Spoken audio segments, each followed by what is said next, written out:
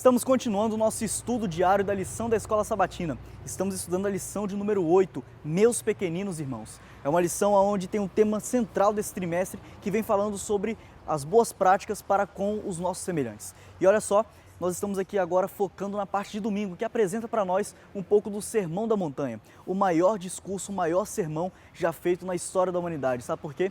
Porque Cristo Jesus fez esse sermão. E esse sermão ficou marcado no seu ministério porque ele dura ali cerca de 3 capítulos no Evangelho de Mateus. Os capítulos 5, 6 e 7 abordam esse imenso Sermão da Montanha. Não um sermão longo e extenso, mas também um sermão que traz grandes verdades, que traz grandes lições para os seres humanos, não só apenas naquela época dos judeus, mas também até nós nos dias de hoje. Então nós vamos focar um pouco nas lições e nos ensinamentos do Sermão da Montanha. Lá no Sermão da Montanha, Jesus ele falava ali, ele dá início com as bem-aventuranças, né? Você lembra, felizes são aqueles, bem-aventurados são aqueles, e uma dessas bem-aventuranças explica um pouco, coloca ali de maneira explícita como que os súditos, que os cidadãos do reino de Deus agem aqui nessa terra. Bem-aventurados são aqueles que têm fome e sede de justiça, aqueles que querem fazer o bem, aqueles que lutam em prol do que é certo. Então, no vídeo anterior, a gente falou um pouquinho sobre o reino de Deus. O reino de Deus não é algo que Jesus ele falava a respeito do futuro, mas é algo que ele estava começando enquanto ele esteve aqui na terra. 2000 anos atrás, ele já trazia o reino de Deus para ser uma realidade que nós pudéssemos viver aqui, hoje, no nosso presente. Então, hoje nós temos a oportunidade de fazer parte desse reino de Deus. E o que identifica alguém que faz parte do reino de Deus? O que identifica um súdito, um cidadão do reino de Deus? É a forma como uma pessoa vive aqui nessa terra.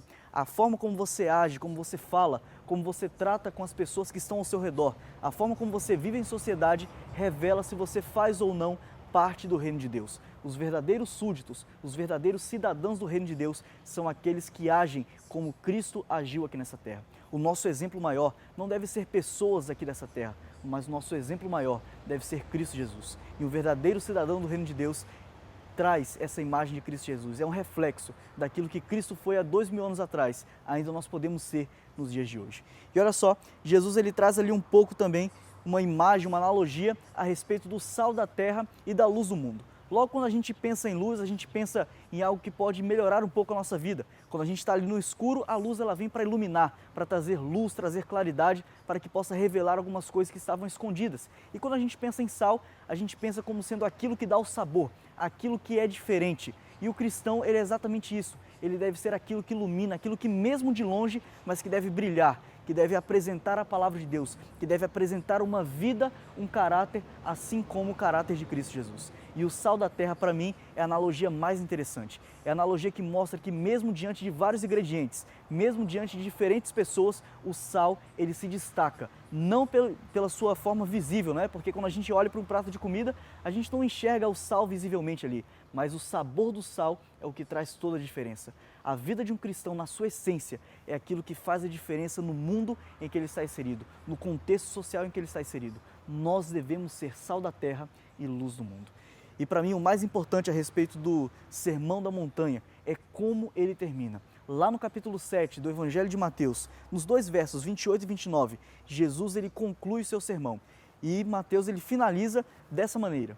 Ao concluir Jesus esse discurso, as multidões se maravilhavam da sua doutrina. As pessoas, quando elas tiveram contato com aquele sermão, com aquele discurso que quebrava toda a tradição dos fariseus e dos escribas, elas ficaram maravilhadas, porque elas não estavam acostumadas com aquilo. Jesus ele veio para tirar os paradigmas da sociedade e para trazer a essência da mensagem de Deus. E ele conclui assim: porque Jesus as ensinava como tendo autoridade, não como os escribas. A autoridade de Jesus estava em apresentar um estilo de vida e ele mesmo viver aqueles ensinamentos.